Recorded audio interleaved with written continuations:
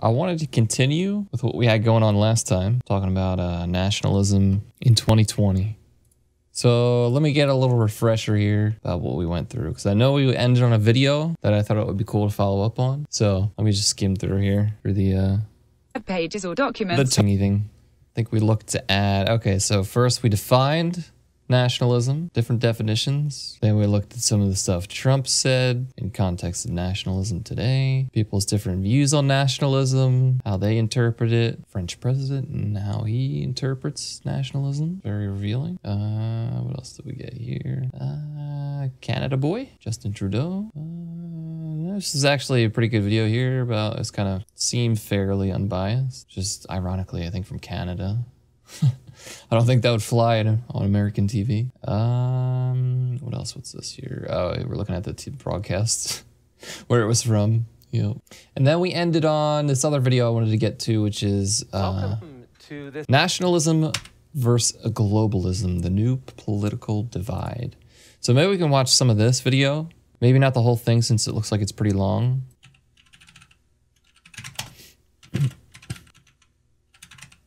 And I know the speed that I go at is incredibly slow. So an hour in YouTube time is more like 6 hours in my time. So let's cue this bad boy up. I thought I had a, where's that? That extension for Chrome. Yeah, I think that reads everything for you. Use this guy. How great is it that we get to tell everybody how Liberty Mutual... Oh yeah, we've got it. Nice big giant boomer text here. Nice. So let's get a refresher on nationalism, just as a little context. I think Wikipedia was a good mixture of like things that I disagree with or agree, or very open-ended, let's say. Nationalism, not to be confused with patriotism. This article is about the ideology. For other uses, see nationalist disambiguation. National unity redirects here. It is not to be confused with industrial unionism or national unity government. Nationalism is an idea and movement that promotes the interests of a particular nation, as in a group of people, especially with the aim of gaining and maintaining the nation's sovereignty, self-governance, over its homeland. Nationalism holds that each nation should govern itself, free from outside interference, self-determination, that a nation is a natural and ideal basis for a polity, and that the nation is the only rightful source of political power, popular sovereignty. It further aims to build and maintain a single national identity, based on shared social characteristics of culture, ethnicity, geographic location, language, politics, or the government, religion, traditions and belief in a shared singular history, and to promote national unity or solidarity. Nationalism seeks to preserve and foster a nation's traditional cultures, and cultural revivals have been associated with nationalist movements. It also encourages pride in national achievements and is closely linked to patriotism. Nationalism is often combined with other ideologies such as conservatism, national conservatism, or socialism, left-wing nationalism. Throughout history, people have had an attachment to their kin group and traditions, territorial authorities and their homeland, but nationalism did not become a widely recognized concept until the end of the 18th century. There are three paradigms for understanding the origins and basis of nationalism. Primordialism, perennialism, proposes that there have always been nations and that nationalism is a natural phenomenon. Ethnosymbolism explains nationalism as a dynamic, evolutionary phenomenon and stresses the importance of symbols, myths and traditions in the development of nations and nationalism. Modernization theory proposes that nationalism is a recent social phenomenon that needs the socio-economic structures of modern society to exist. You gonna keep going there, buddy? There are various definitions of a nation, which leads to different types of nationalism. Ethnic nationalism defines the nation in terms of shared ethnicity, heritage and culture, while civic nationalism defines the nation in terms of shared citizenship, values and institutions, and is linked to constitutional patriotism. The adoption of national identity in terms of historical development has often been a response by influential groups unsatisfied with traditional identities due to mismatch between the... Okay, that's good enough, just to get some... Whether you agree or not, that's kind of some context. Customizes your car insurance, so you only pay for what you need. Hey everybody, stop clicking around. I am in the woods with some water going in the background near my house, and in the next 30 seconds I'm going to show you how to...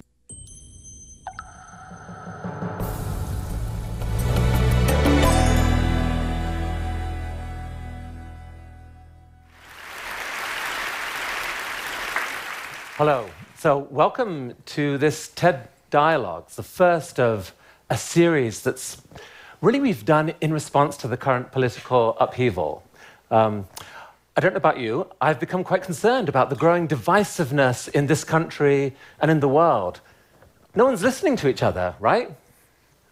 They aren't. I mean, it feels like we need a different kind of conversation, one that's based on... I say I agree. People aren't listening. They're projecting and assuming. I don't know, on reason. In political forums. Listening, on understanding, on a broader context. That's at least what we're going to try in these TED Dialogues starting today. And we couldn't have anyone with us who I'd be more excited to kick this off. So I hope he recognizes that within this talk and pushes in both directions. This is a mind right here that thinks pretty much like no one else on the planet, I would hasten to say. I'm serious. I'm serious. He synthesizes history with underlying ideas in a way that kind of takes your breath away. So some of you will know this book, Sapiens. Has anyone here read Sapiens? Nope.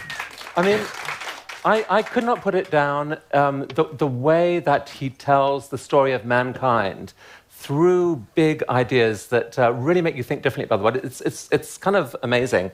And here's the follow-up, which I think is being published in the US next week. Yeah, next week. Homo Deus. Now, this is the history of the next 100 years. I've had a chance to read it. It's extremely dramatic, and I dare say, for some people, quite alarming. It's a must-read. And honestly, we couldn't have someone better to help... Maybe, if he's good. make sense of what on earth is happening in the world right now. So, a warm welcome, please, to Yuval Noah Harari.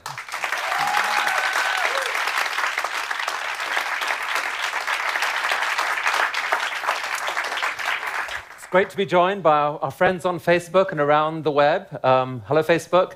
And all of you, as I start asking questions of Yuval, come up with your own questions. Not necessarily about the political scandal du jour, but about the broader understanding of where are we heading. You ready?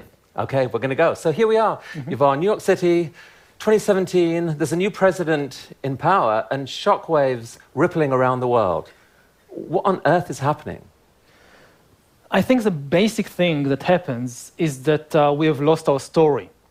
Humans think in okay, I'm gonna let him go with this. Stories, and we try to make sense of the world by telling stories. And for the last few decades, we had a very simple and very attractive story about what's happening in the world. And the story said that, what's happening is that the economy is being globalized, politics is being liberalized, and the combination of the two will create paradise on earth. And we just need to keep on globalizing the economy and liberalizing the political system, and everything will be wonderful. And 2016... maybe on a general scale, like a worldly narrative, maybe, but definitely not like within specific groups and stuff. I mean, nationalism and globalism has always been that, whether it was upfront like these two exact words or different like derivatives of the word and their meanings, have always been topics of discussion ever since, probably ever, really. Yeah, probably ever. Well, I mean, at least with America, ever as in since it started. Is the moment when a very large segment, even of the Western world, stopped believing in this story. For good or bad reason, doesn't matter. People stopped believing in the story. And when you don't have...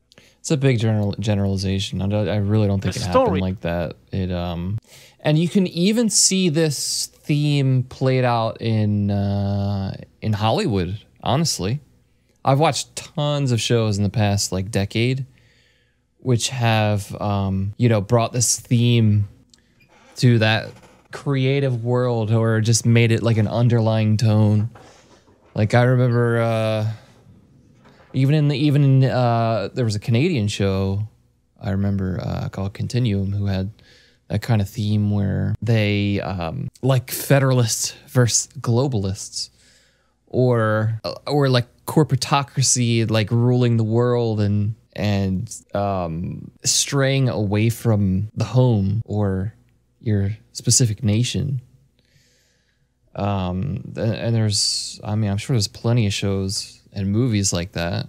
Yeah, and it's not like Hollywood made that theme and then the world grasped on it. It was, that theme was there. It wasn't like at the forefront of discussion in like a mass media light, but it's always been there.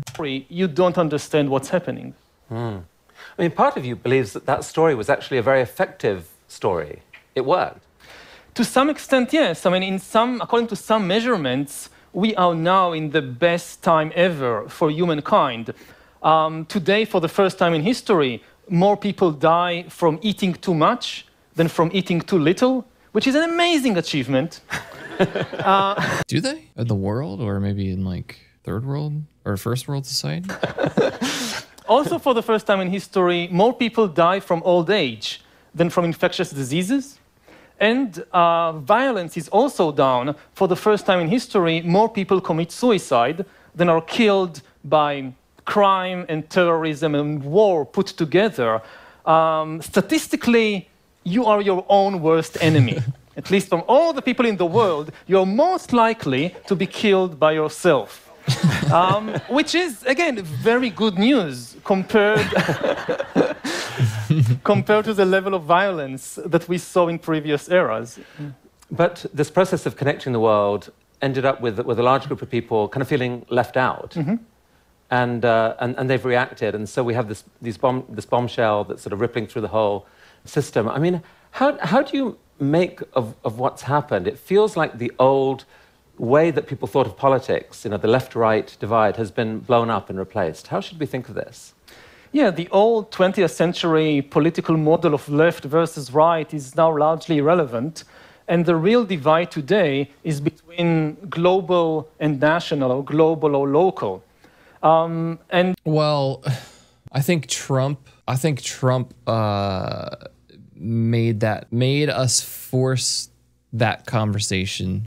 It was almost forced by him to get in the forefront, like, of mass media, to where that had to be what they talked about, or they had to include it in some way, because it was part of the reason why he won, like kind of not being like a politician, promoting nationalism, speaking his mind, and then pointing out other people and the things they do, what he thinks things are going wrong, how they're going wrong, and defending himself defending it from attacks and stuff, and I don't know. And you see it, again, all over the world, that this is now the main struggle. We probably need completely new political models and completely new ways of thinking about politics. In essence, what you can say is that we now have global ecology, we have a global economy, but we have national politics. And this doesn't work together. This makes the political system ineffective because it has no control over the forces that shape our life. And you have basically two solutions to this imbalance. Either deglobalize the economy and turn it back into a national economy, or globalize the political system. No, that's really like a forced dichotomy. No. I mean, I see how it's really way more complicated than that, but let's just say sure for now. So let's get to some of the meat. I guess many liberals out there view Trump and his government as kind of irredeemably bad, just awful in every way. Do you see any underlying narrative or political philosophy in there that is at least worth understanding? How would you articulate that philosophy? Is it just the philosophy of nationalism? I think the underlying feeling or idea is that the political system, something is broken there. It doesn't empower the ordinary person anymore. It doesn't care so much about the ordinary person anymore. And I think this diagnosis of the political disease is correct.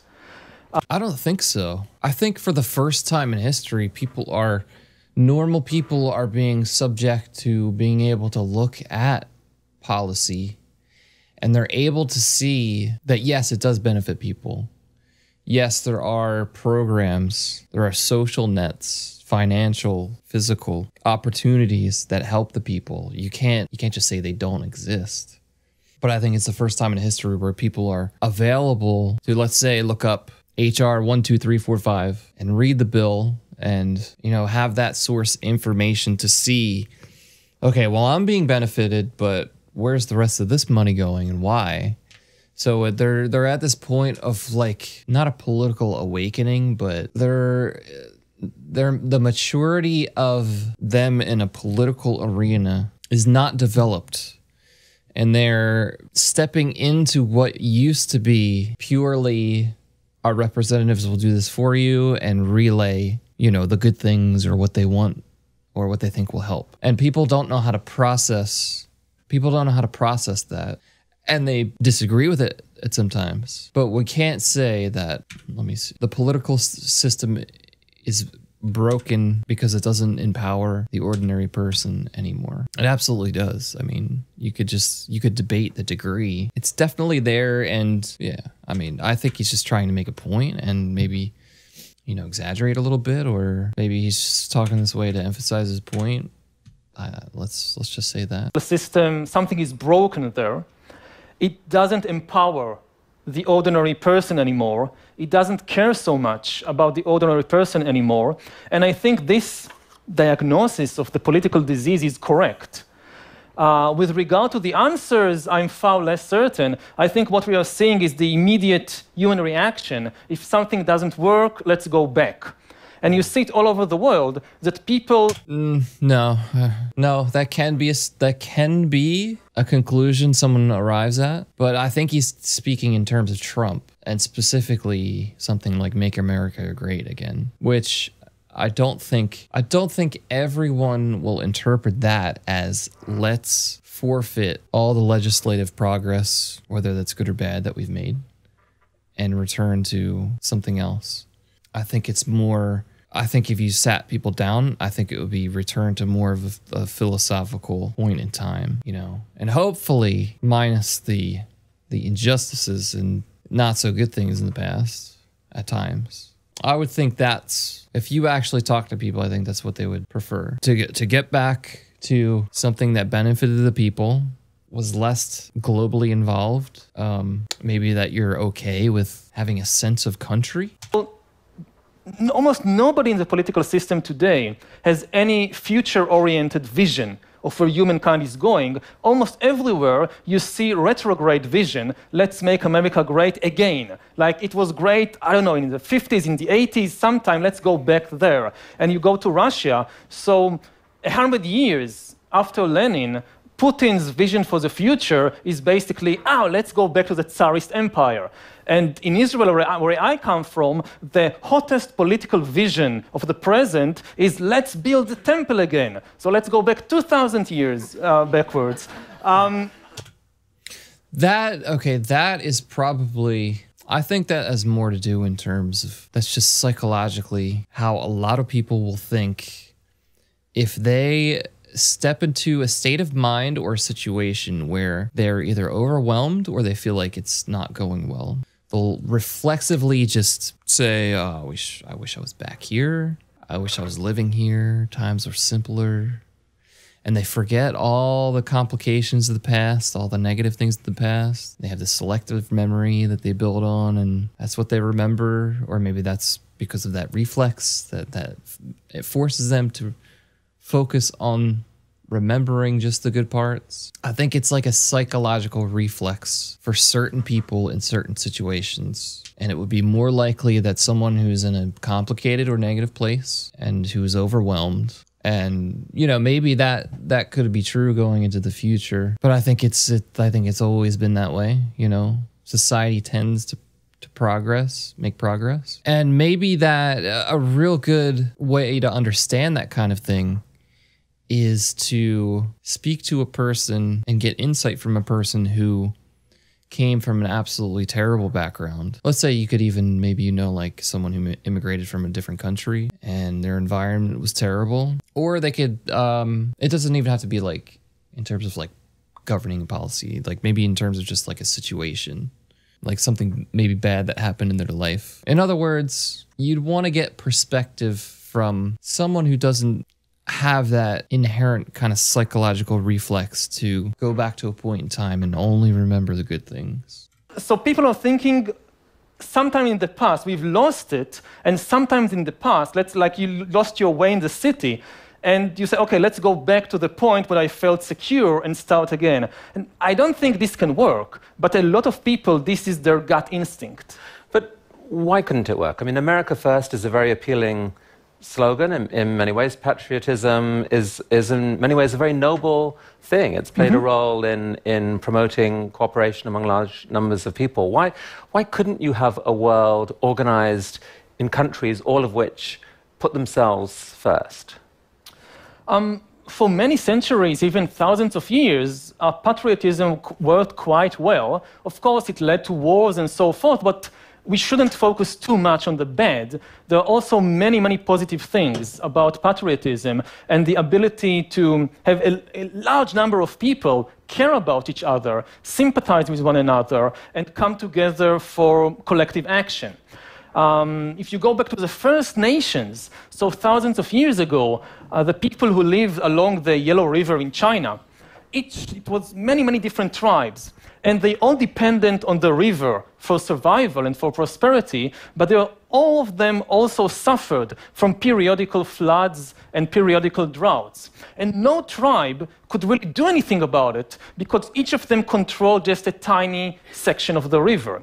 And then in a long and complicated process, the tribes coalesced together to form the Chinese nation, which controlled the entire Yellow River and had the ability to bring hundreds of thousands of people together to build dams and canals and regulate the river and prevent the worst floods and droughts and raise the level of prosperity for everybody. And this worked in many places around the world. But in the 21st century, technology is changing all that in a fundamental way. We are now living, all people in the world are living alongside the same cyber river. And no single nation can regulate this river by itself. We are all living together in a single planet, which is threatened by our own actions. And if you don't have some kind of global cooperation, nationalism just is not on the right level to tackle the problems of whether it's climate change or whether it's technological disruption. Changing. I gotta listen to that again. All that in a fundamental way, we are now living, all people in the world are living alongside the same cyber river. And no single nation can regulate this river by itself. We are all living together in a single planet, which is threatened by our own actions. And if you don't have some kind of global cooperation, nationalism just is Cooperation. Okay, I read that as corporation. Is not on the right level to tackle the problems of whether it's climate change or whether it's technological disruption. So it was a beautiful idea in a world where most of the action, most of the issues took place on national scale. But your argument is that the issues that matter most today no longer take place on a national scale, but on a global scale. Exactly. All the major problems of the world today are global in essence, and they cannot be solved unless through some kind of global cooperation. It's not just climate change, which is like the most obvious example people give. I think more in terms of technological disruption. If you think about, for example, artificial intelligence, over the next 20, 30 years, pushing hundreds of millions of people out of the job market. This is a problem on a global level. It will disrupt the economy of all the countries. And similarly, if you think about, say, bioengineering and people being afraid of conducting, I don't know, genetic engineering research on humans, it won't help if just a single country let's say the US, outlaws all genetic experiments on humans. But China or North Korea continues to do it. So the US cannot solve it by itself, and very quickly the pressure on the US to do the same will be immense because we are talking about high-risk, high-gain technologies. If somebody else is doing it, I can't allow myself to remain behind. The only way to have regulations, effective regulations on things like genetic engineering is to have global regulations. If you just have national regulations, nobody would like to stay behind. So this is... So that even brings in a good point of, let's say, if you weren't allowed as a nation to research and develop certain technologies, that you could actually lose a potential massive business. Let's say for some reason the U.S. banned research and development into artificial intelligence for whatever reason, but other countries allowed it. You may be, as a country, as the U.S., you may be missing out on, first of all, the potential benefits from the technology. Also, the insight to protect from that technology for whatever reason, and maybe even the potential to protect other nations from the technology or just help them in general. So it's interesting to think about, because what do you do in that situation? Say there's a conflict of morality in the technology, or something that just the country can develop. You know, what do you do? How do you safeguard against? Because you have to think of as a government, you have to think of and draw out conclusions of potential good things and potential bad things, so that you are prepared in the future if some of those bad things happened. You know, you're not just scrambling. Like, you either have like a task force already assembled, or you already have a think group ready to roll out ideas. You know, that's ideally what you want. It doesn't mean you necessarily have to, but that's what you should kind of be doing. And maybe in the past, I don't know, maybe in the past it's like this was purely a government secret thing, and now it's coming more into light instead of being all like black project kind of stuff. Really interesting. So it seems to me this may be one key to provoking at least a constructive conversation between the different sides here, because I think everyone can agree that the start point of a lot of the anger that's propelled us to where we are is because of the legitimate concerns about job loss. But how does that relate in terms of nationalism and globalism? See, I don't think they're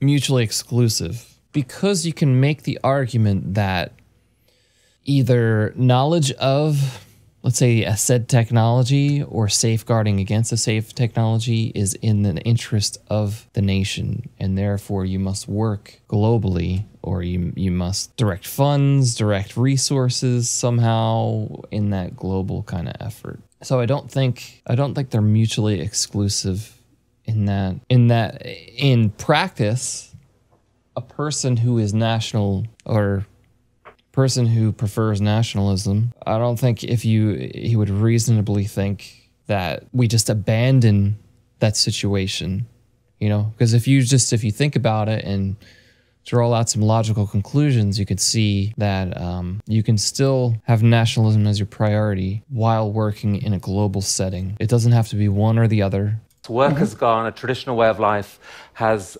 gone, and it's no wonder that people are furious about that. And in general, they have blamed the sort of globalism, global elites for doing this to them without asking their permission, and that seems like a legitimate complaint. But what I hear you saying is that, so a key question is, what is the real cause of job loss, both now and going forward? To the extent that it's about globalism, then the right response, yes, is to shut down borders and keep people out and change trade agreements and so forth. But you're saying, I think, that actually the bigger cause of job loss is not going to be that at all. It's going to originate in technological questions. And we have no chance of solving that unless we operate as a connected world. Yeah, I think that, I don't know about the present, but looking to the future, it's not the Mexicans or Chinese who will take the jobs from the people in Pennsylvania. It's the robots and algorithms. So unless you plan to build a big wall on the border of California, the wall on the border with Mexico is going to be very ineffective. He's conflating He's conflating ideas there. I don't think a wall was built because Mexican people are stealing jobs. I don't think that's, I mean, it could be part of it, but that's not, I don't think that's the root of that. And I was struck when I watched the debates before the elections. I was struck that certainly Trump did not even attempt to frighten people by saying the robots will take your jobs. Now, even if it's not true, it doesn't matter. It could have been an extremely effective way of frightening people and galvanizing people. The robots will take your jobs. And nobody used that line. And it made me afraid, because it meant that no matter what happens in universities and laboratories, and there is already an intense debate about it, but in the mainstream political system and among the general public, people are just unaware that there could be an immense technological disruption, not in 200 years, but in 10, 20, 30 years. And we have to do something about it now, partly because most of what we teach children today in school or in college is going to be completely irrelevant to the job market of 2040, 2050. So it's not something we'll need to think about. Probably not most, but sure. In 2040, we need to think today what to teach the young people. Yeah, no, absolutely.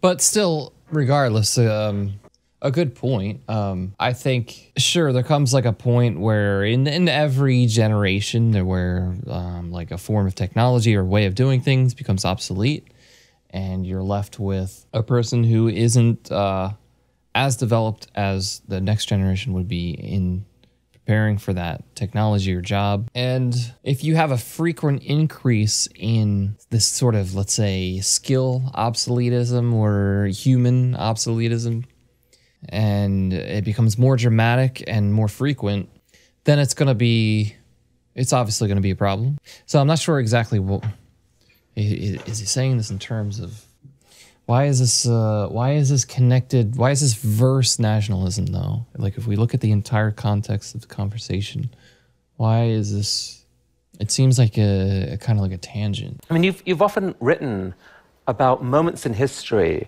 where humankind has entered a new era kind of unintentionally. Like decisions have been made, technologies have been developed, and suddenly the world has changed, and it may possibly in a way that's worse for everyone. So one of the examples you give in Sapiens is just the whole agricultural revolution, which for an actual person tilling the fields, they just picked up a 12-hour back-breaking workday instead of 6 hours in the jungle and with a much more interesting lifestyle.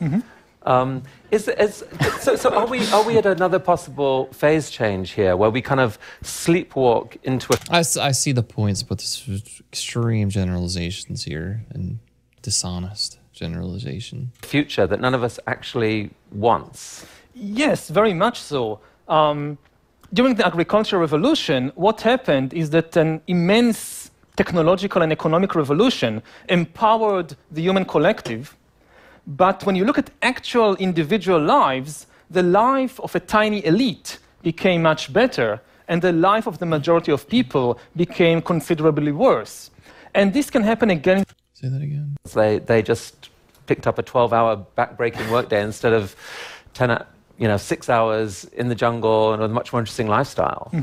So are we at another possible phase change here, where we kind of sleepwalk into a future that none of us actually wants? Yes, very much so. During the agricultural revolution, what happened is that an immense technological and economic revolution empowered the human collective. But when you look at actual individual lives, the life of a tiny elite became much better, and the life of the majority of people became considerably worse. And this can happen again in the 21st. But that's because of I think that's a possibility that just happened to happen.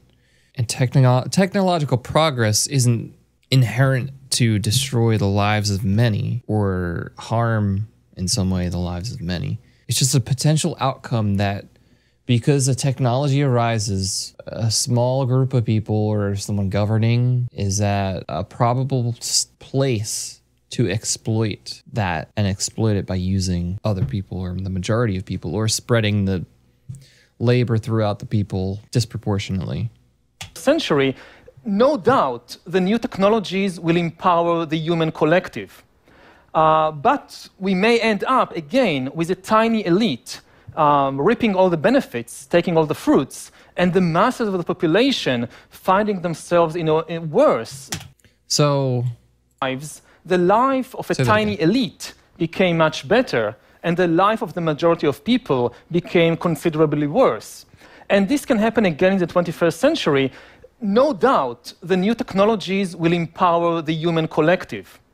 But we may end up again with a tiny elite reaping all the benefits, taking all the fruits, and the masses of the population finding themselves in worse than they were before, certainly much worse than this tiny elite.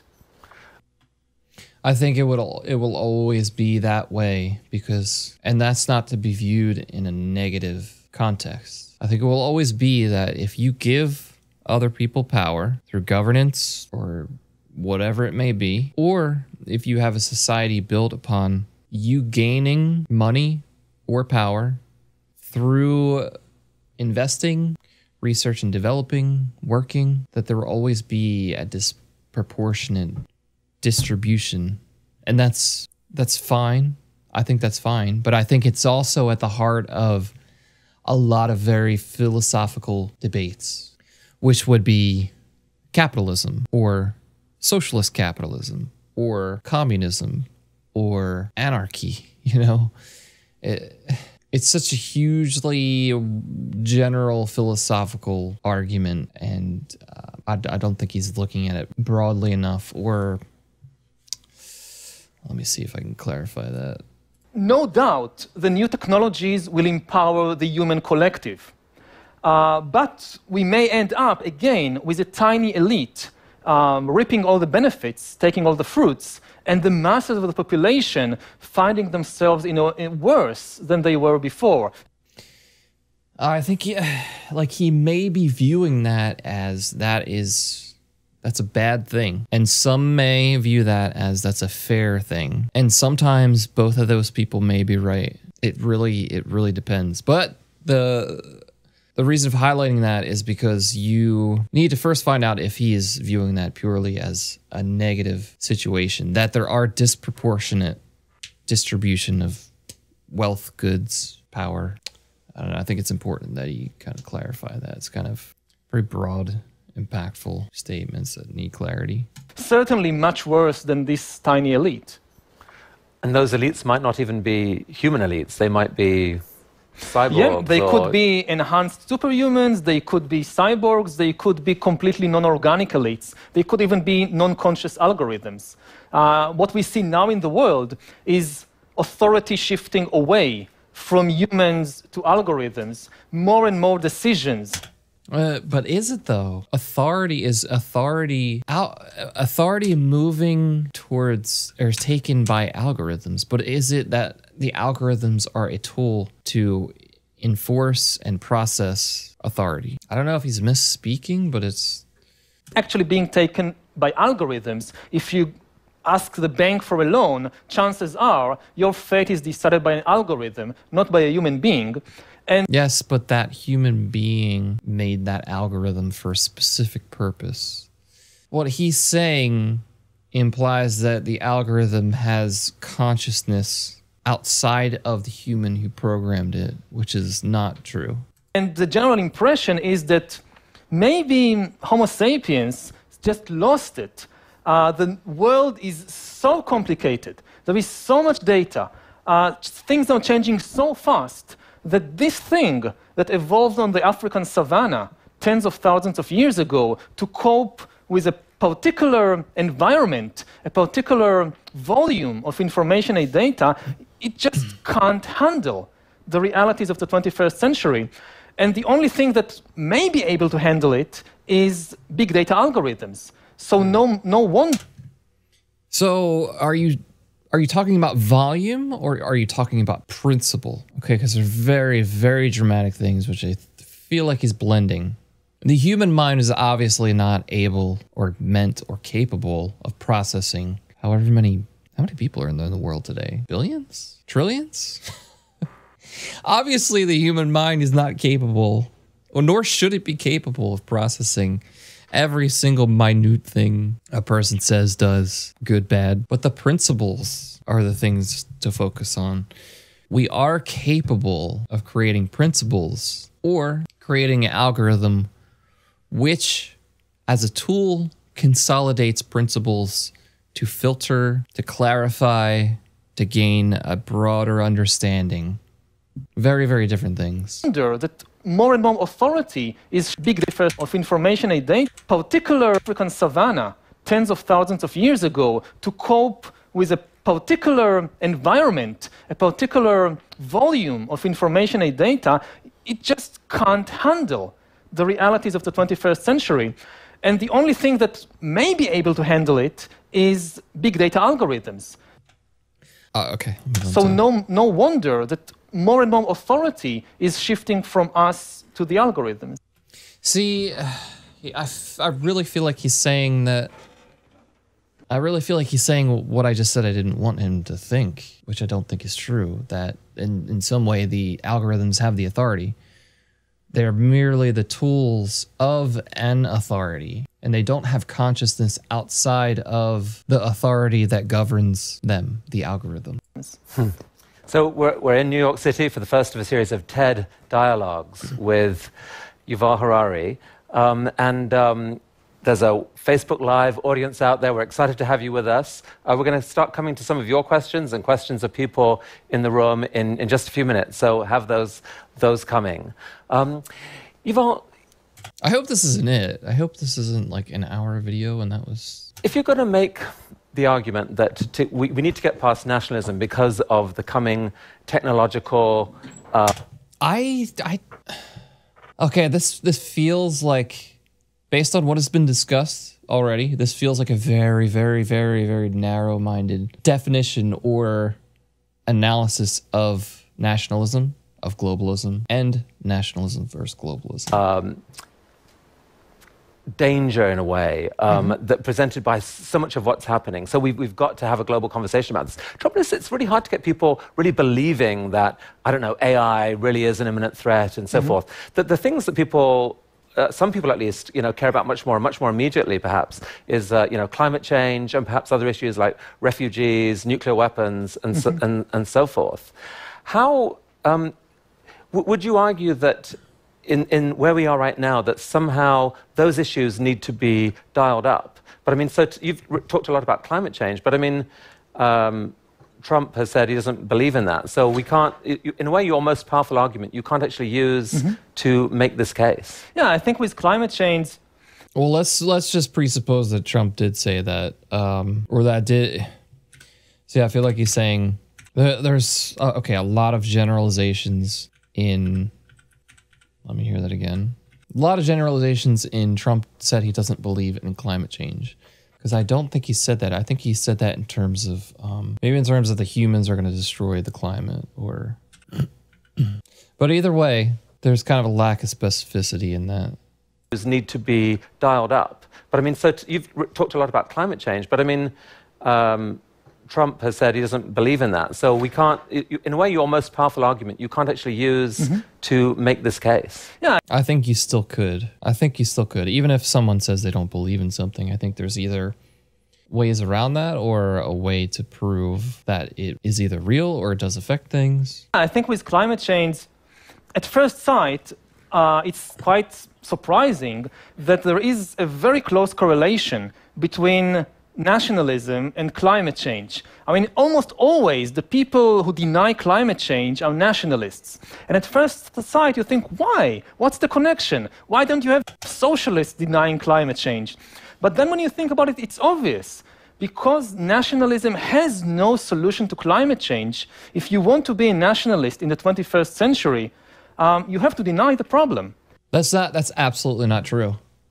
And in some cases, I've heard the argument that, for example, from a nationalist, that presupposing that climate change is real and presupposing climate change is not real, making an argument to say, even so, the efforts that we make will have no substantial consequential effect on that climate change because other countries have more of a dramatic effect, have more people, more volume of emissions, let's say, and therefore they may say that it's pointless to engage in that goal.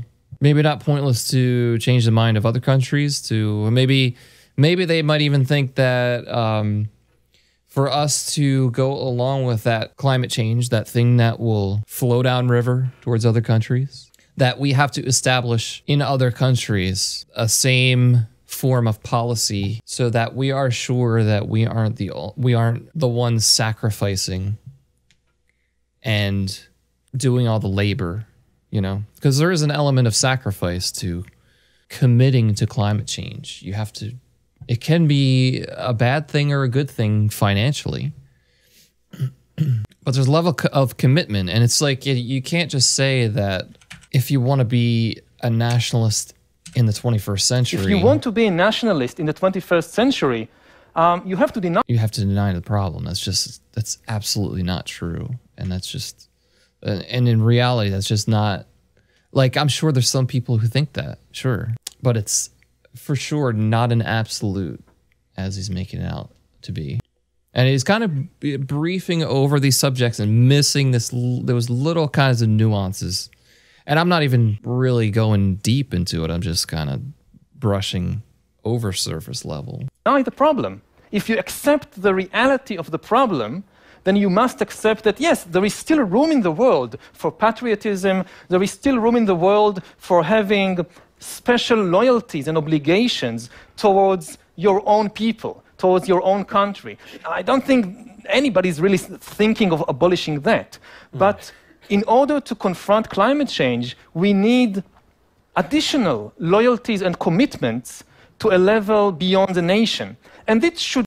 Yes, and you could see how a person that I described earlier would not be one to commit because hypothetically or in reality, there may be a country who has a significant impact on that and does not contribute. And therefore, what you commit to and sacrifice for has little consequence and little effect. And you can see how a person may be able to see that potential outcome and be, at the very least, apprehensive or skeptical.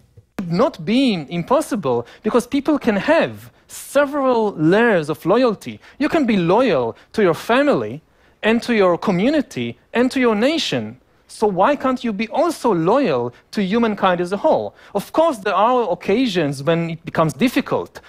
Well, we can answer that. Let's see if he answers it. What to put first, and then, but you know, life is difficult. Handle it.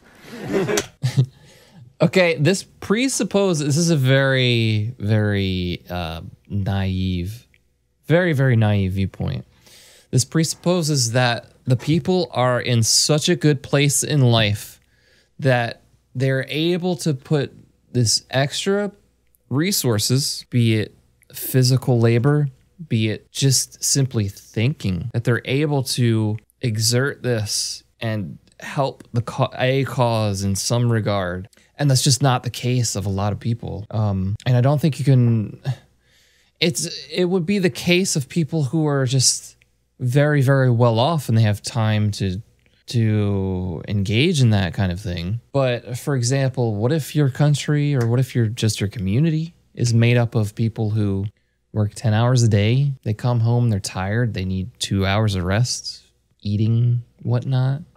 And it's hard for the average person to commit to that or even to see past and want some kind of policy or something that outside of their own reality to, you know, they may just want to support something within their own reality and say, oh, let's get rid of the rest of this stuff because, you know, this is going to benefit me and this is going to benefit the common man on a foundational level in a country who's decent, you know.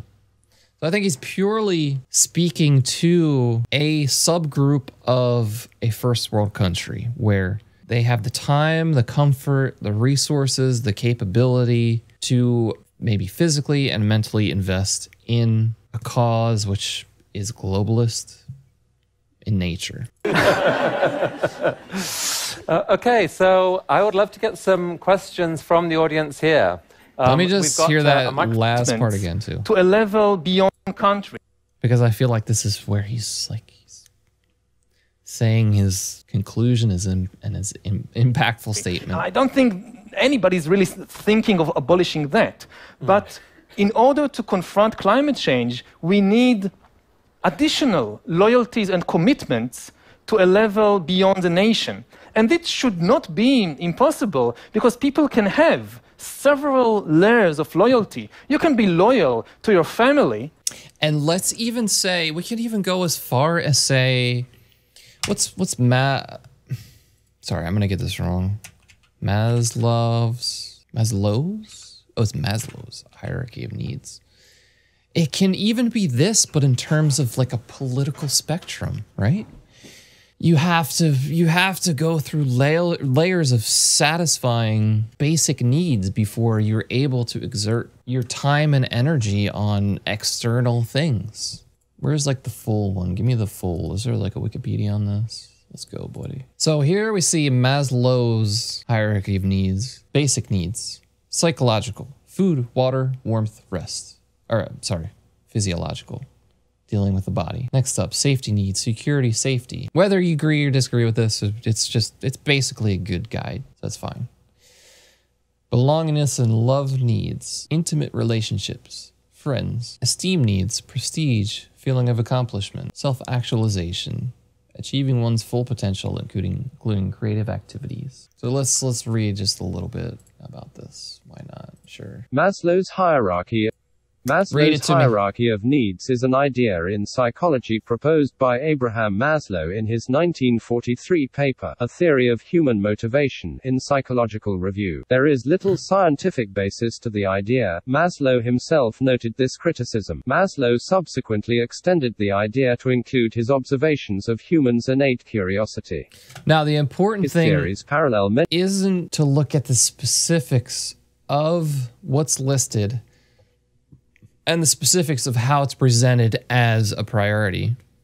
The importance is to realize that there are foundational needs generally you need to satisfy before you are able to exert energy elsewhere. So for example, if I'm dying of thirst, if I'm dying of hunger, if I'm genuinely dying, like I haven't eaten in 6 days, I haven't drank water in 2 days. If I'm genuinely struggling to survive, I can't think we need to fix climate change. There needs to be some kind of physiological or psychological fulfillment before you get to that point. So that's why I say it's not important that you focus on the exact order and even the exact details within something like Maslow's hierarchy of needs. Just the basic concept. Maslow subsequently extended the idea to include his observations of humans' innate curiosity.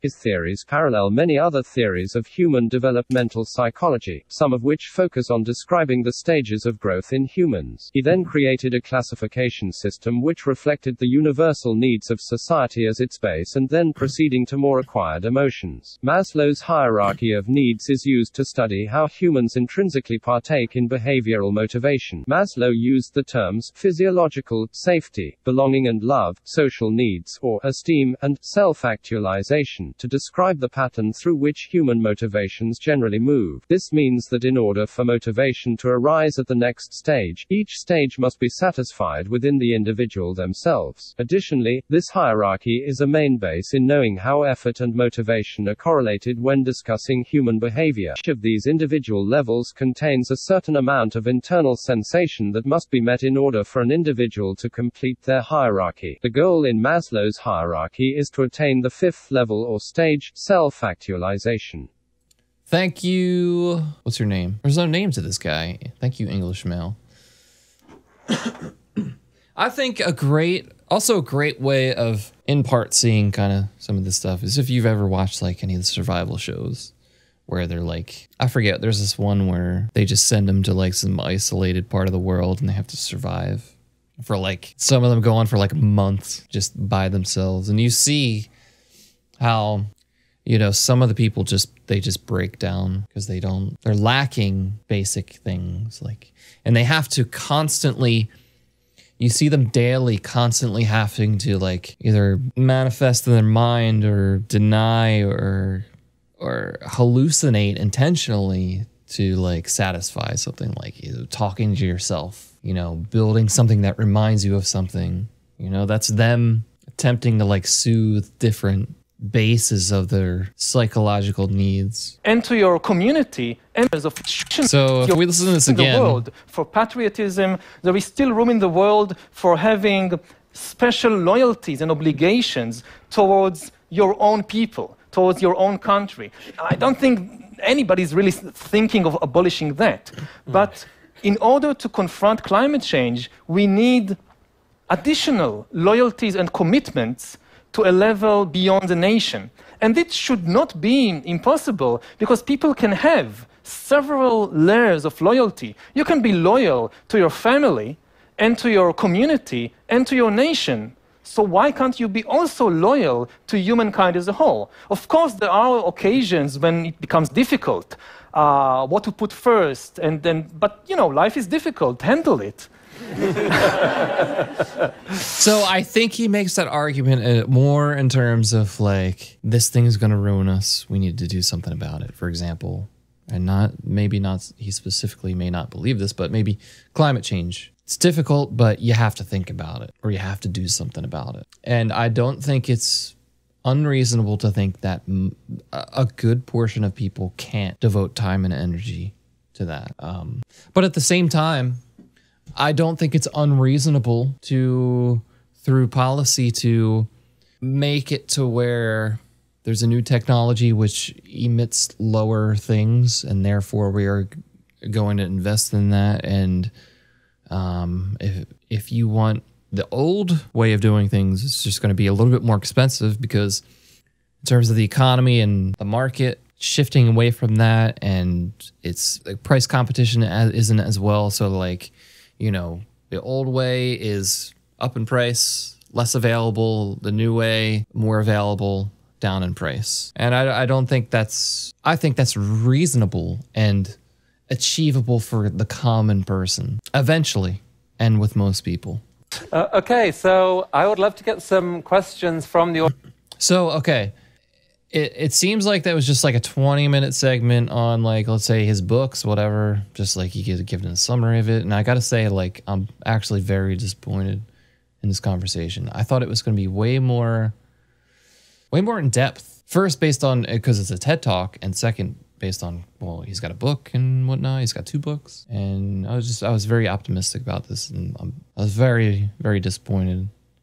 But at the same time, I think he drew some great like tangent points, and even just some things inside and outside of the conversation that were good to think about. So like as a whole, it's like, yeah, it's a good video, but in terms of like the topic, I think it's not very good.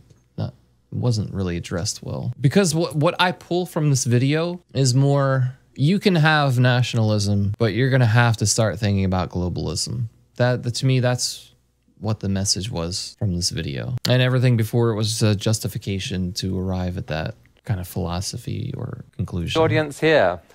We've got a microphone here, speak into it, and Facebook, get them coming too. So one of the things that has clearly made a huge difference in this country and other countries is the Hold on, what is that, man?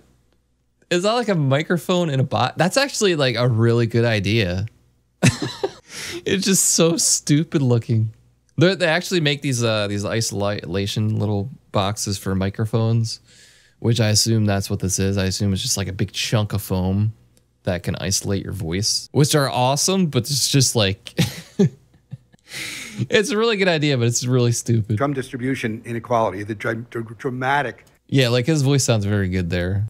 change in income distribution in the U.S. from what it was 50 years ago and around the world. Is there anything that we can do to affect that? Because that gets at a lot of the I'm sorry, man. causes. I wasn't listening at all, dude. Too. I was not listening one bit. I was too busy looking at the block. So one of the things that has clearly made a huge difference in this country and other countries is the income distribution inequality, the dramatic change in income distribution in the U.S. from what it was 50 years ago and around the world. Is there anything that we can do to affect that? Because that Was it always like that? I feel like this could be wrong.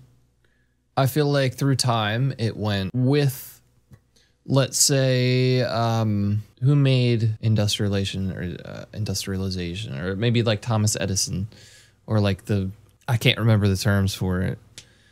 I feel like when that came, or maybe like the railroads and the oil, I feel like that was the time of mass income inequality. And then it went through different rockiness periods. It got to like the Great Depression, and it was like people who owned assets were like, yeah, and people who didn't were screwed. And I feel like it boomed after that, and then it slowly dropped off, and it's slowly diverging again. So I feel like I don't know. Like in terms of like, if you look at literal numbers, yes. But in terms of proportion, I feel like it's really fluctuated through time. And now it's starting to diverge again. That gets at a lot of the underlying causes. So far, I haven't heard a very good idea about what to do about it. Again, partly because most ideas remain on the national level and the problem is global. I mean, one idea that we hear quite a lot about now is universal basic income. But this is a problem. I mean, I think it's a good start, but it's a problematic idea because it's not clear what universal is, and it's not clear what basic is. Most people, when they speak about universal basic income, they actually mean national basic income. But the problem is global. Let's say that you have AI and the 3D printers taking away millions of jobs in Bangladesh of all the people who make my shirts and my shoes. So what's going to happen? The US government will levy taxes on Google and Apple in California and use that to pay basic income to unemployed Bangladeshis.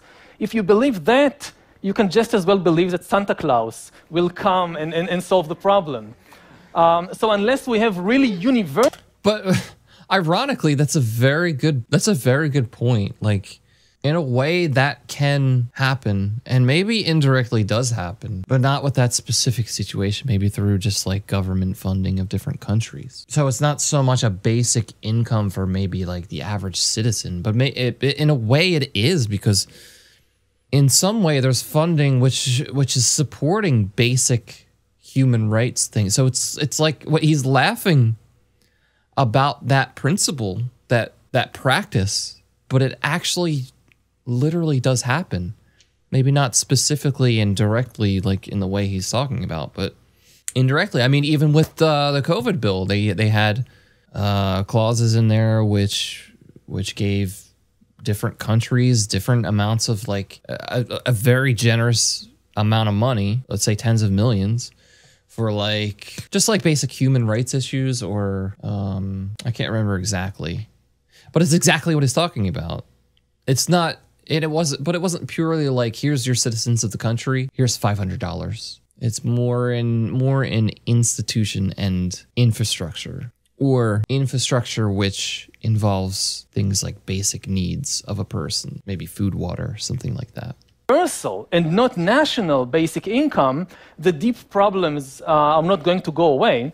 And also, it's not clear what basic is. Because what are basic human needs? 1,000 years ago, just food and shelter is enough. But today, people will say, education is a basic human need. It should be part of the package. But how much? 6 years, 12 years, PhD? Similarly with healthcare. Let's say that in 20, 30, 40 years, you'll have expensive treatments that can extend human life to 120, I don't know. Would this be part of the basket of basic income or not?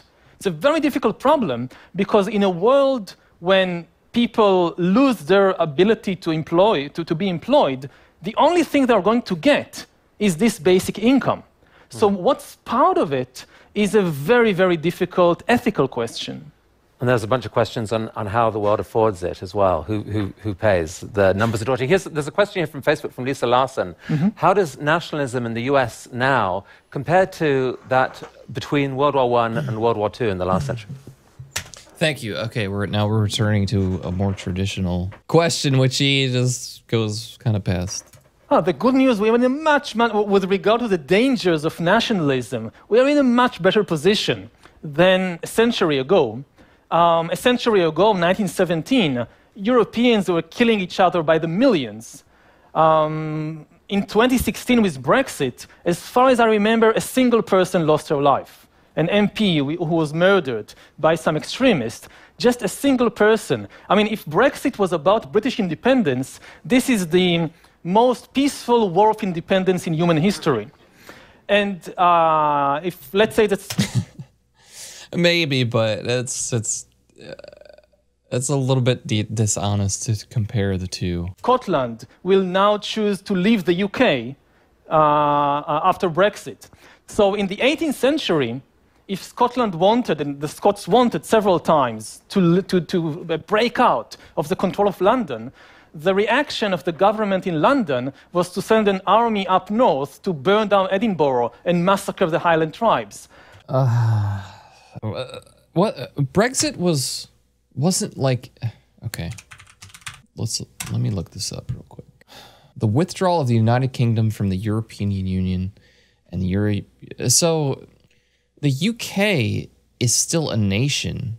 A part of the United Kingdom did not break away from the United Kingdom. For example, London, or let's say just like a region in southern England, did not break away. So it's disingenuous to compare the two, because, for example, if even in America, if like Texas was to secede from the United States, there would actually be, or could potentially be, an actual conflict of there may actually be a war.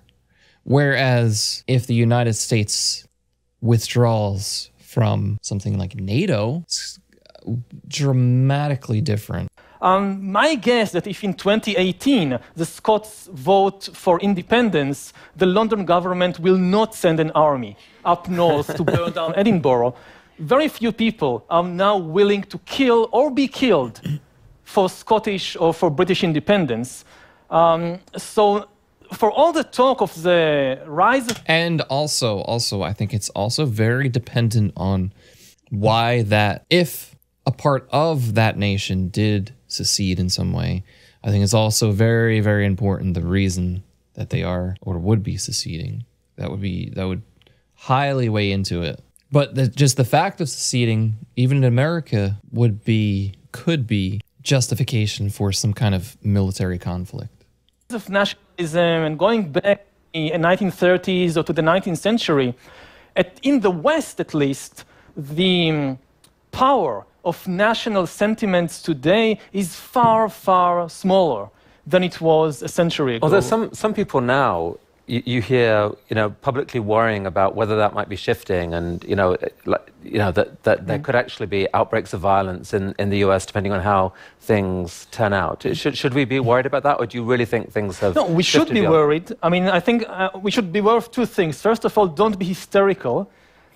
We are not back in the First World War yet. But on the other hand, don't be complacent. We reached from 1917 to 2017, not by some divine miracle, but simply by human decisions. And if we now start making the wrong decisions, we could be back in an analogous situation to 1917 in a few years.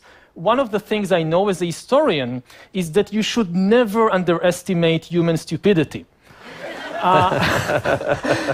It's one of the most powerful forces in history, is human stupidity and human violence. Humans do such crazy things. I wouldn't say stupidity. That's a bad way to put it, because in saying stupidity, it removes an obligation to take what happened seriously, or it removes like the familiar, oh my God, I can't say that word. It removes the real sense that you could also commit stupid thing. It's kind of like, I'll never be that stupid. When you should rather sympathize and empathize with whatever the thing that happened was, be it good or bad. And through that, you can see how you can commit that thing, or you can just gain better understanding of that thing and even protect against that thing. For no obvious reason. But again, at the same time, another very powerful force in history is human wisdom. We have both. So, we have with us here moral psychologist Jonathan Haidt, who I think has a question. Okay. Well, thanks, Yuval. So you seem to be a fan of global governance, but when you look at the map of the world from Transparency International, which rates the level of corruption of political institutions, it's... Why do I know this guy? Jonathan Haidt. That's why I know him. Okay. Moral psychologist Jonathan Haidt, who I think has a question. Well, thanks, Yuval. So you seem to be a fan of global governance, but when you look at the map of the world from Transparency International, which rates the level of corruption of political institutions, it's a vast sea of red with little bits of yellow here and there for those with good institutions. So if we were to have some kind of global governance, what makes you think that it would end up being more like Denmark rather than more like Russia or Honduras? And aren't there alternatives, such as we did with CFCs? I mean, there are ways to solve global problems with national governments. What would world government actually look like, and why do you think it would work? well, I don't know how it would look like. Nobody still has a model for that. The main reason we need it is because many of these issues are lose-lose situations. I mean, when you have a win-win situation like trade, both sides can benefit from a trade agreement, then this is something you can work out without some kind of global government, national government. Okay, why does it have to be a global government, though? Like, he even says that there needs to be a global government. Why? Why can't each nation simply just cooperate? Because when you say we need a world government, that implies that we need countries who work within a system that we have developed, and they cannot go outside of the system. When it's in reality, some countries, they do things dramatically different, regardless of like it being objectively morally wrong or right. Not even talking about those kind of situations, just a difference in rules, regulations. What is a rule? What is not a rule? Why can't it be independent nations working towards, let you know how it is, like a global council? Governments each has an interest in doing it. But when you have a lose-lose situation, like with climate change, it's much more difficult without some overarching authority, real authority. Now, how to get there and how would it look like, I don't know. And certainly there is no obvious reason to think that it would look like Denmark or that it would be a democracy. Most likely it wouldn't. We don't have workable democratic models for a global government. So maybe it would look more like ancient China than like modern Denmark. But still, given the dangers that we are facing, I think the imperative of having some kind of real ability to force through difficult decisions on the global level is more important than almost anything else. There's a question from Facebook here, and then we'll get the mic to Andrew. So, Kat, he thinks that's the most important issue. I'm not even sure. We'll just accept that, sure, for sake of going down such a tangent. Kat Haber on Facebook, calling in from Vale. How will developed nations manage the millions of climate migrants? I don't know. And That's your answer, Kat. And I don't think that they know either. I mean, they'll just deny the problem, maybe. But immigration generally is another example of a sort of problem that's very hard to solve on a nation-by-nation basis. I mean, one nation can shut its doors, but maybe that stores up problems for the future. Yes, it's another very good case, especially because it's so much easier to migrate today than it was in the Middle Ages or in ancient times. Yuval, there's a belief among many technologists, certainly, that political concerns are kind of overblown, that actually political leaders don't have that much influence in the world, that the real determination of humanity at this point is by science, by invention, by companies, by the by many things other than political leaders, and it's actually very hard for leaders to do much. So we're actually worrying about nothing here. Well, first, it should be emphasized that it's true that political leaders' ability to do good is very limited, but their ability to do harm is unlimited. There is a basic imbalance here. You can still press the button and blow everybody up. You have that kind of ability. But if you want, for example, to reduce inequality, that's very, very difficult. But to start a war, you can still do so very easily. So there is a built-in imbalance in the political system today, which is very frustrating, that you cannot do a lot of good, but you can still do a lot of harm. And this makes the political system still a very big concern. So as you look at what's happening today and putting your historian's hat on, do you look back in history at moments when things were going just fine and an individual leader really took the world or their country backwards? There are quite a few examples, but I should emphasize it's never an individual leader. I mean, somebody put him there, and somebody allowed him to continue to be there. So it's never really just the fault of a single individual. There is a lot of people behind every such individual. Can we have the microphone here, please, to Andrew? You've talked a lot about the global versus the national, but increasingly it seems to me that the world situation is in the hands of identity groups. We look at people within the United States who have been recruited by ISIS. We look at these other groups which have formed, which go outside of national bounds, but still represent significant authorities. How are they to be integrated into the system, and how is a diverse set of identities to be made coherent under either national or global leadership? Well, the problem of such diverse identities is a problem for nationalism as well. Nationalism believes in a single monolithic identity, and in an exclusive, or at least the more extreme versions of nationalism, believe in an exclusive loyalty to a single identity, and therefore nationalism has... That's not true. That's not true. It prioritizes, excludes. Had a lot of problems with people wanting to divide their identities between various groups. So it's not just a problem, say, for a global vision. What's up, Bateman? Devil boy. And I think that, again, history shows that you shouldn't necessarily think in such exclusive terms. If you think that there is just a single identity for a person, I'm just X, that's it. I can't be several things, I can be just that. That's the start of the problem. You have religions, you have nations that sometimes demand exclusive loyalty, but it's not the only option. There are many religions and many nations that enable you to have diverse identities at the same time. But is one explanation of what's happened? I think he's saying that, I think he believes that's what nationalism is today, but it doesn't have to be that way. And I think his analysis of what nationalism, first of all, not true, because to assume that to be a nationalist is to exclude all other, let me see what he said again. Or at least the more extreme versions of nationalism, believe in an exclusive loyalty.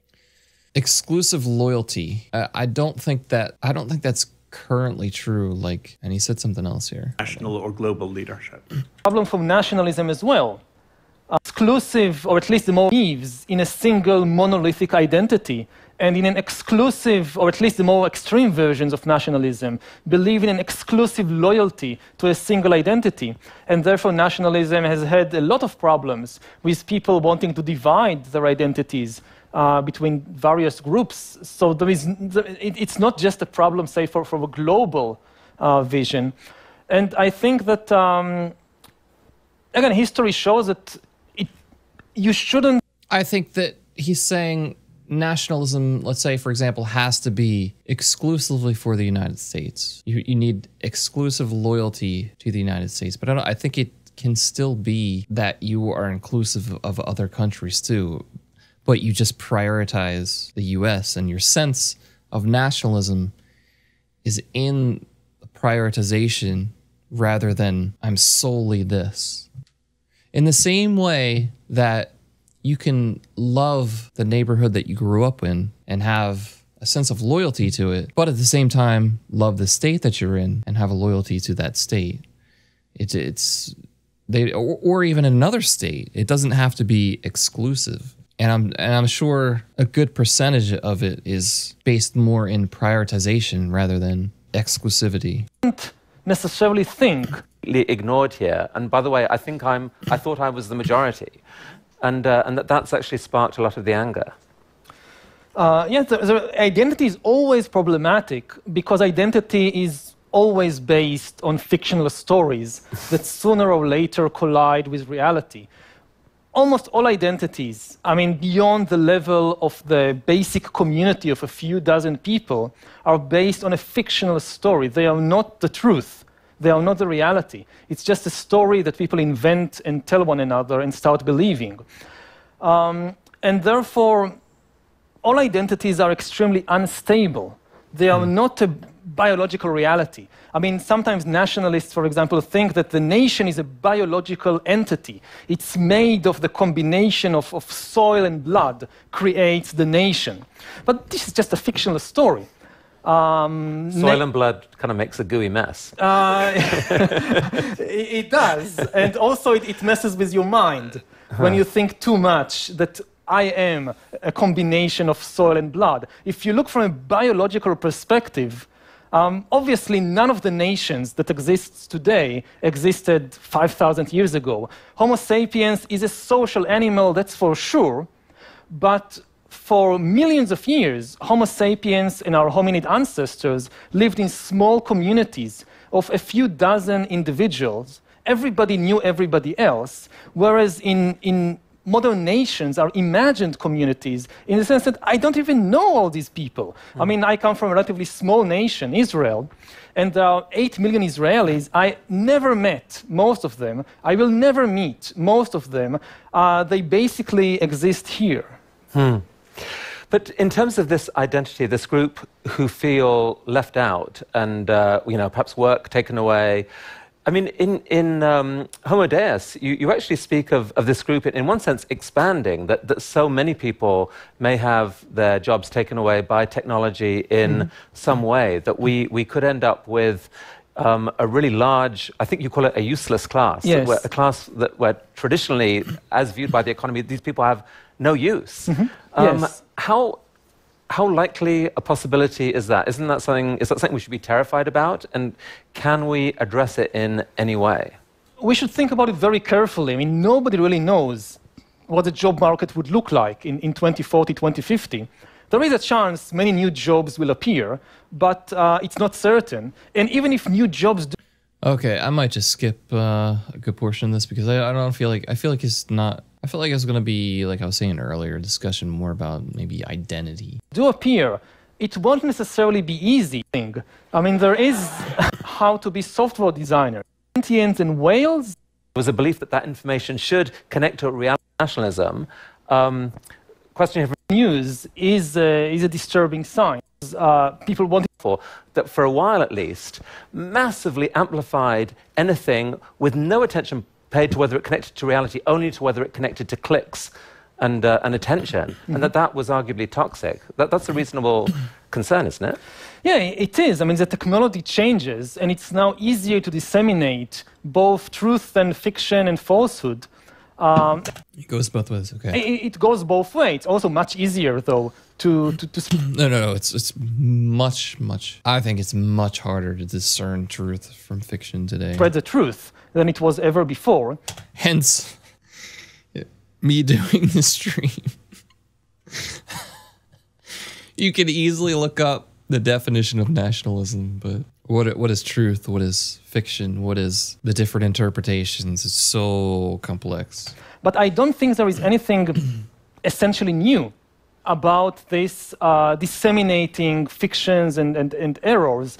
There is a lot new. The level of complexity and amount of people you can recruit into believing or not believing what information you put out there is so much more complex and intricate and can be more dramatic. I mean, there is nothing that, I don't know, Joseph Goebbels didn't know about all this idea of fake news and post-truth. He famously said that if you repeat a lie often enough, people will think it's the truth, and the bigger the lie, the better.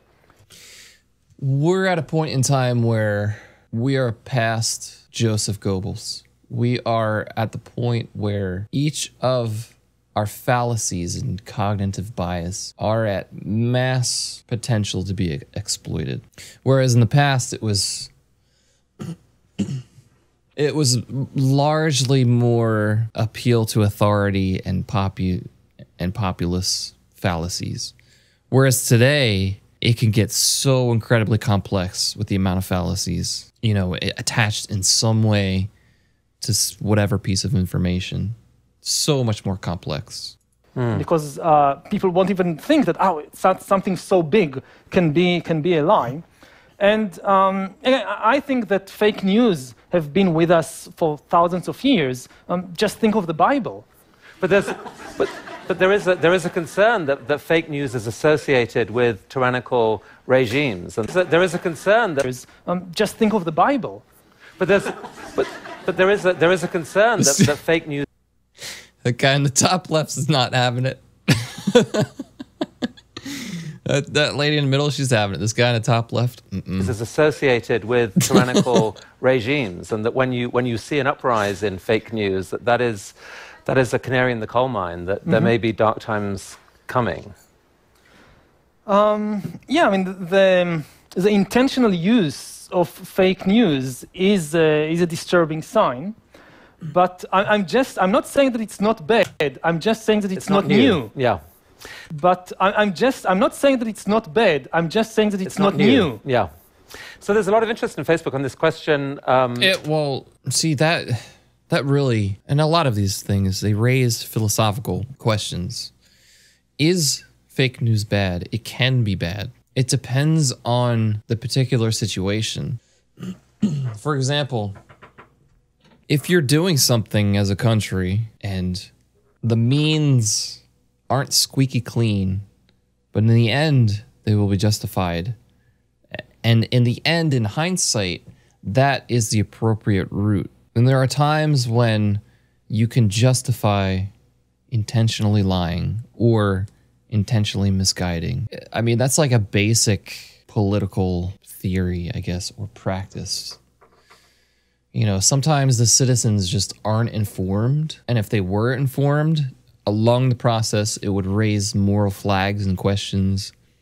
And had you stopped at those questions or maybe moral contradictions, you may arrive at a conclusion that is far worse than had you pushed through and even done some bad things along the process. And that's not to say that this is to force that situation. It's to say that the potential for that exists. And therefore, situations where lying is actually good can arise and can be there. About, global governance versus nationalism. Question here from Phil Dennis. How do we get governments to relinquish power? Is that it's actually, the text is there so big I can't even read the full question, but is that a necessity? Is it going to take war to get there? Sorry, Phil, I mangled your question, but I blame the text right here. One option that some people talk about is that only a catastrophe can shake humankind and open the path to a real system of global governance. And they say that we can't do it before the catastrophe, but we need to start laying the foundations so that when the disasters strike, we can react quickly. But people will just not have the motivation to do such a thing before the disaster strikes. Another thing that I would emphasize is that anybody who is really interested in global governance should always make it very, very clear that it doesn't replace or abolish local identities and communities, that it should come both at the same, it should be part of a single package. So this is really I want to hear. This is more of an argument of why we should have a global government rather than, or maybe it does fit with nationalism versus globalism. Maybe that does. I just don't see I just don't see the critique of the good and the bad in the nationalism side. It's more like globalism is the solution. That's where it should go. And why isn't the idea proposed that you can still have nations independent from each other, a sense of nationalism, and have councils with countries who agree to establish policies in whatever global effort to mitigate, to produce, to a goal to work towards, with still maintaining complete sovereignty and complete independence. You know, I don't see that proposed here. I only see it must be globalism. We need, quote, unquote, we need globalism. We need a global government. More on this, because the very words global governance are kind of are almost the epitome of evil in the mindset of a lot of people on the alt-right right now. You know, it just seems scary, remote, distant, and it has let them down. And so globalists, global governance, no, go away. And many view the election as the ultimate sort of poke in the eye to anyone who believes in that. So how do we change the narrative so that it doesn't seem so scary and remote? Build more on this idea of it being compatible with local identity, local communities. Well, I think we should start really with the biological realities of Homo sapiens. And biology tells us two things about Homo sapiens which are very relevant to this issue. First of all, that we are completely dependent on the ecological system around us, and that today we are talking about a global system. You cannot escape that. And at the same time, biology tells us about Homo sapiens that we are social animals, but that we are social on a very, very local level. It's just a simple fact of humanity that we cannot have intimate familiarity with more than about 150 individuals. The size of the natural group, the natural community of Homo sapiens is not more than 150 individuals. And everything beyond that is really based on all kinds of imaginary stories and large-scale institutions. And I think that we can find a way, again, based on a biological understanding of our species, to weave the two together and to understand that today, in the 21st century, we need both the global level and the local community. And I would go even further than that and say that it starts with the body itself. The feelings that people today have of alienation and loneliness and not finding their place. See, I think the real problem he's missing is that he assumes that a global governance would or should work to mitigate said negative potential consequence or outcomes. But he assumes that some mixture of all of these people with different backgrounds, ideologies, religions, beliefs, that they will mix well together. I mean, it generally goes, the larger the country, the more difficult it is for it to maintain itself. You know, the larger you get, the more you tend to want to isolate. And at some point, the scale becomes unnatural because you need room to not be together, you know? It's like we need states within the country. We need communities within the state, cities within the state. We need some level of separation. And to assume that the entire world will adhere to basic philosophies of Western thinking is absurd. It's completely absurd. Case in point, China. How long ago was China, or is China still having like a limit on how many kids you can have? And how long ago did they have a one-child policy where they would force abortions or even kill your babies if you had extra kids? You know, it's very, very not well thought out in terms of that. Place in the world, I would think that the chief problem is not global capitalism, The chief problem is that over the last 100 years, people have been becoming disembodied, have been distancing themselves from their body. As a hunter-gatherer, or even as a peasant, to survive, you need to be constantly in touch with your body and with your senses every moment. If you go to the forest to look for mushrooms and you don't pay attention to what you hear, to what you smell, what do we... I focus people, many people, not all countries. The problem is we have very... Watching online. Help us. Okay, let's read some of the comments here. What did the commenters have to say? Respect for them for leaving the comment section open. Yo, for real though. Not something that happens often today. Nations are fictional. I love the silence in the room. Problem is not global capitalism. This is where we part ways and give. It has been our sad experience that as soon as someone gains that which way they think is authority, they immediately begin to practice unrighteous dominion over the souls of mankind.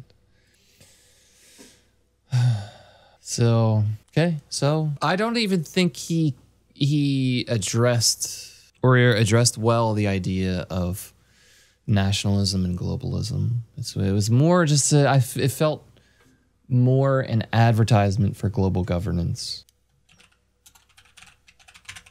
Oh, this is where I saw this guy right here. It's I switched from State Farm because of this site. Hey, maybe this will $163 a month. Thank you to... Maybe this will give some insight into what we talked about earlier. Let's see what this guy has to say about it. Let's take just a common YouTuber. Skillshare for sponsoring this video. Heck yeah. You know, they have a word. It sort of became old-fashioned. It's called a nationalist. And I say, really, we're not supposed to use that word. You know what I am? I'm a nationalist, okay? I'm a nationalist. I am Mr. Beat, and President... So, from a person like Trump, let me just rewind. From a person like Trump, who is a self-proclaimed nationalist, the way he functioned was, at least viewing this from an outside party, he attempted to maintain the United States as the first priority and to remove unnecessary things from outside country, like unnecessary funding or withdrawing from councils or whatever it was because of he felt like unproportional. We were doing unproportional contributions to it. So in his practice, a self-proclaimed nationalist who was president, who governed, in those specific cases, it wasn't a bad thing for the United States, and even, you could argue, even potentially for the world, because let's say the withdrawal of the United States from some council, which had some global goal to do whatever, let's say we all agreed it was good. Maybe the withdrawal could have been seen as, oh, we as other countries need to contribute more so that so that for one, it's fair, and number two, that we include this major country who is about to withdraw. So even in terms of globalism, that sense of nationalism can be argued as potentially, consequentially being a good thing. And I think, but don't quote me on it, but I think his pressuring of at least one of those kind of, I don't know what you call it, councils or whatever, I think it may have led to other countries contributing more. I'm not sure though. I would love if somebody could look into that. But let's just say hypothetically. The hypothetical is what's kind of important there, that it could lead to that. And that's a possible avenue. It's like more of like a bargaining technique. Like, you need to contribute more, or this agreement is not fair, therefore we will not contribute ourselves. Which is a perfectly fair and honorable position to be put part in. It is not to say you will remove yourself from the goal. It is to say that you will refuse to work together with those parties due to unfair treatment and potential exploitation, you know? Nationalist, okay? I'm a nationalist. I am Mr. Beat, and President Donald Trump got a lot of crap for saying that, but why?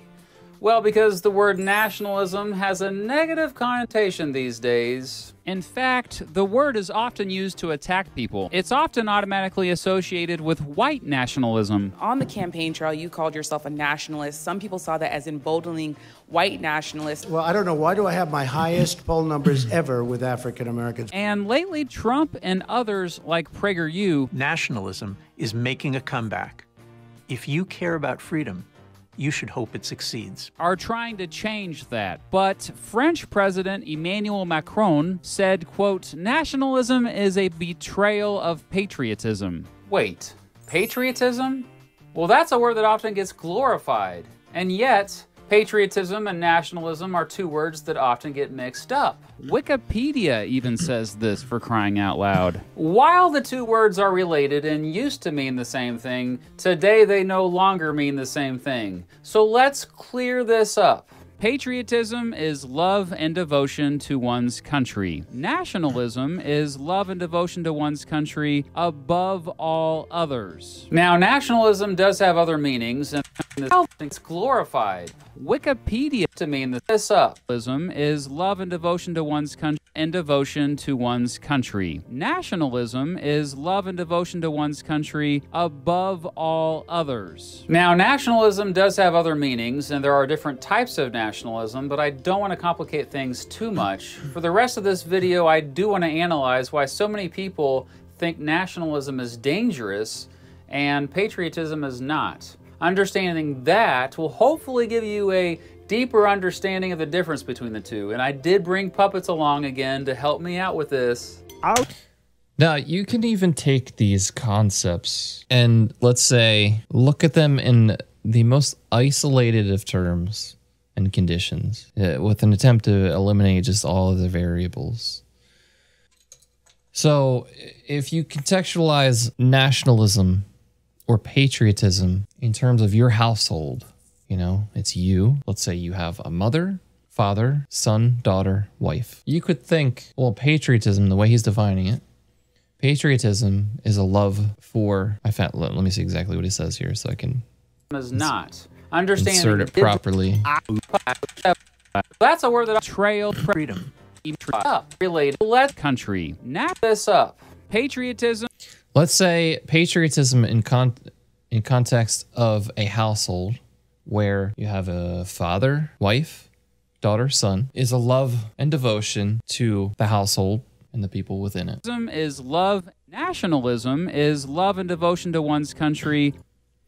Now, let's say nationalism in context of your household is love and devotion to your house and the people within it above all others. Does that mean that you as a household, you as a husband, as a son, as a father, does that mean that you must never interact with other households? That you can never give to other households? That you can never work together with other households? Or does it mean that you prioritize your love and devotion to your household first? And then, as your needs as a household are satisfied, you can use this abundance of energy, wealth to go outwards to other households in proximity or in some way that they touch you. And you can begin to outpour that, you know, as through some kind of connection, whether it's physical proximity or a connection, like I met this guy from this country or this state who has this house, and therefore I'm going to give my love, devotion, whatever it may be, to that other household. Is it such a bad thing to do something like that? And conversely, would globalism be, in terms of households, would it be equally distributing your love and devotion to all other households? Let's say by proximity first, or let's say in a different situation, throughout equally, without regard to proximity, just outwardly. Personally, I don't feel like that should be forced upon people. It's almost a forced participation and a forced direction of love and devotion.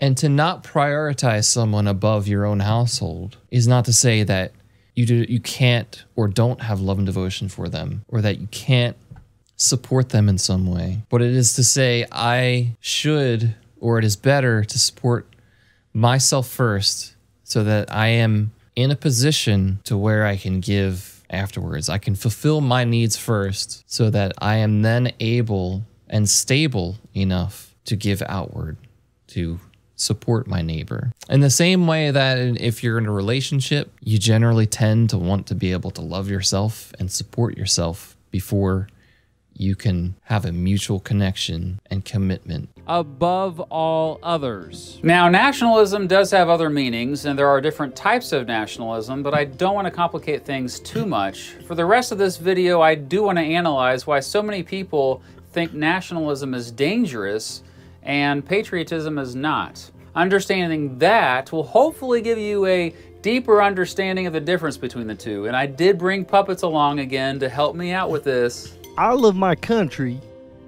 I love my country, eh? Right on. Awesome. I love my country.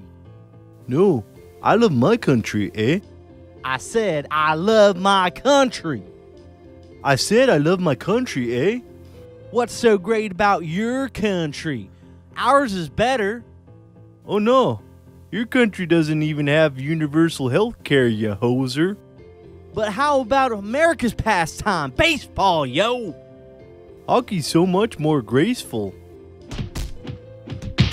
First of all, nationalism often leads to revolution and war. Patriotism usually does not. In fact, nationalism was one of the primary causes of both World War I and World War II. Many now seek comfort in a simplistic narrative, ceaselessly repeated, that nationalism caused 2 world wars and the Holocaust. But this is one of the great untruths of our time. Hey, that was rude. And no, it was a cause of World War I and World War II. It was one of the causes, not the only cause, of course. I think that's what Adolf Hitler was no nationalist. He was an imperialist. If his ambitions had... Did he just say Hitler was not a nationalist? Adolf Hitler was no nationalist. Oh, geez. He really did. Okay, yeah, Hitler was a nationalist. And of course, yeah, also an imperialist. They often go hand in hand. This isn't either or. So what did you hear? Oh, yeah. It's definitely Laurel. Well, I hear Yanni, actually. I'm sorry to disagree with you. No worries. We can still be friends. So what do you hear? Oh, yeah, it's definitely Laurel. Excuse me? Clearly it's Yanni. No. It is Laurel. So it's like that. You know, I never pictured you as one of those Laurel people, you freak. My parents warned me about you Yanni folk. They told me you Yanni folk can't be trusted. Get out of my house. This is my house. Second, nationalism is exclusionary. Patriotism does not have to be. Nationalism creates this in-group/out-group mentality and often justifies doing whatever possible to help just one nation while ignoring, neglecting, or even hurting other nations. This automatically makes every global issue an us versus them issue. You're either with us or you're against us. Novelist George Orwell was a big critic of nationalism. He once said, quote, "A nationalist is one who thinks mainly in terms of competitive prestige. His thoughts always turn on victories, defeats, triumphs, and humiliations," unquote. Our strongest loyalties are to those who are closest to us, to our family, then the larger community or tribe, and finally to the nation. Long ago, it was discovered that the key to human freedom is to build political life out of this natural loyalty. By putting decision-making in the hands of the family, the community, and the independent nation, you could get people to cooperate with one another, join in the common defense, and willingly obey laws. Of course, it's human nature to be loyal to your family first, then neighborhood or town, and then nation. But why stop the pyramid there? You could put planet underneath that. After all, if there was an alien invasion, we'd quickly forget about the idea of nations. We'd have to unite as a species or end as a species. This leads to the third problem with nationalism. We shall respect the laws of other... Wait. That was a problem? I think he just interpreted that as a problem, as if that pyramid ended with nations. Okay. The countries, even if they're not aligned with ours. You shall respect the laws of other countries. Of course it did, just to clarify, of course it did end because it's a triangle, but the principle of it was basically the principle I was saying, which is you need to satisfy, yourself first, and then the people around you, and then extensions of people around you. Countries, unless breaking them helps us. Am I right?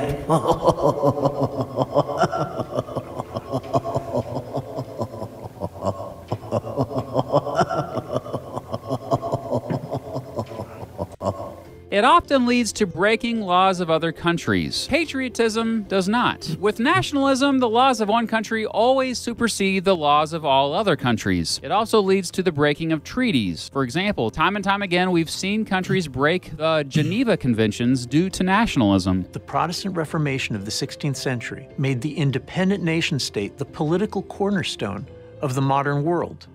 When Henry VIII declared that England would no longer obey dictates from Rome, he became Europe's first true nationalist. Okay, he's mixing religion and the nation state here. Luther was breaking away from the Catholic Church, not a country. And Henry VIII... I don't think I can watch this. He's critiquing someone and making the same exact mistakes. It's kind of annoying. Okay, so basically, he believes that nationalism is bad and contextualizes all of nationalism as bad because he doesn't allow or see the option that a nationalist person can simply prioritize their nation above others and still be in a situation where they don't want to take over another country, do something illegal, or that if that even does happen, it's not inherently tied to the sense of nationalism. It can involve it, but it can also involve lots of other things. And the simplification of all this is very annoying given the critique that he's giving to this video. Because not only is he kind of generalizing and miscontextualizing things and omitting potential outcomes, but he's sort of committing the same things that he's critiquing against. So I don't know if I can make it through that. Like, you draw up a Hitler example to be like, this is why nationalism is bad. This is what happens. When it was just simply something that went wrong, which involved a sense of nationalism or parts of nationalism. It wasn't because they were nationalists, this consequence was destined to happen. It was a potential outcome. And that cause, in some cases, can hypothetically exacerbate the problem or even be neutral or mitigate the problem. It really depends on so many things. You can't just really boil it down to that. I mean, you can boil it down sometimes, but if you do that, you need to generalize in a way where it's fair in that you allow, like, you could still highlight, okay, Hitler was a nationalist and that led to this, but you still must impose the idea or inform others of the idea that that was simply a potential outcome and potentially affected things this and that way, and that it isn't inherently tied to the consequence. So, okay, let's do a little recap from today, because I think I'm going to end it here soon. Just see what we went over earlier here. So, I really feel maybe I need to look for more positive affirmations of nationalism, such as from Prager, and critique that. But overall, there's a general sense of the definition of nationalism is so constricted and so highlighted in one particular aspect, and is historically viewed in hindsight as justification for that definition. In other words, in the same way that that video just portrayed nationalism, in that this is nationalist, this was a person who was nationalist, and this is what happened because they were nationalist. Rather than, this is nationalist, here's a person in history who was nationalist, it may or may not have contributed, and here's another person in history who was nationalist, who didn't go that route, and their views potentially affected this, or potentially didn't affect this, and in a positive and a negative manner. It's almost like a little bit of like a confirmation bias of like, okay, well, nationalist means this word, and I'm gonna look through history for people who fit this particular definition. When the thought never arises that maybe your definition of nationalist is inherently biased because of the way in which you highlight aspects of the definition. The definition is constrained because the general use of it is in a particular context, and therefore it feels like you're doing research. Like when you look at like a leader who was nationalist and you say, oh, they did all these bad things, this is nationalism.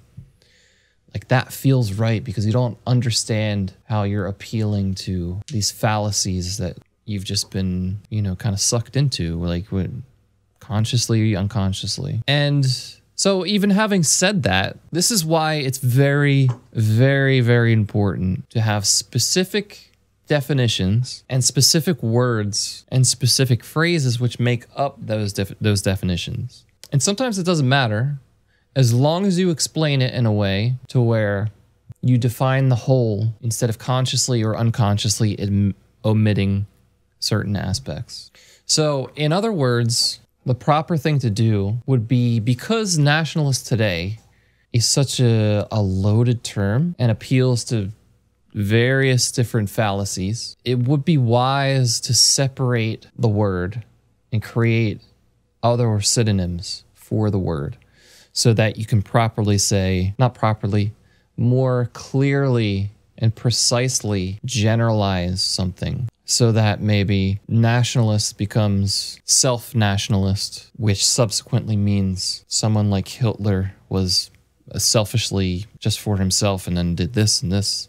And then nationalism can mean the more broad or have a different connotation, a different definition attached to it, which is very similar, but explains maybe more positive or more specific situation. So in doing that, I don't have to sit here and interpret everything. No, but I enjoy like interpreting all that kind of stuff.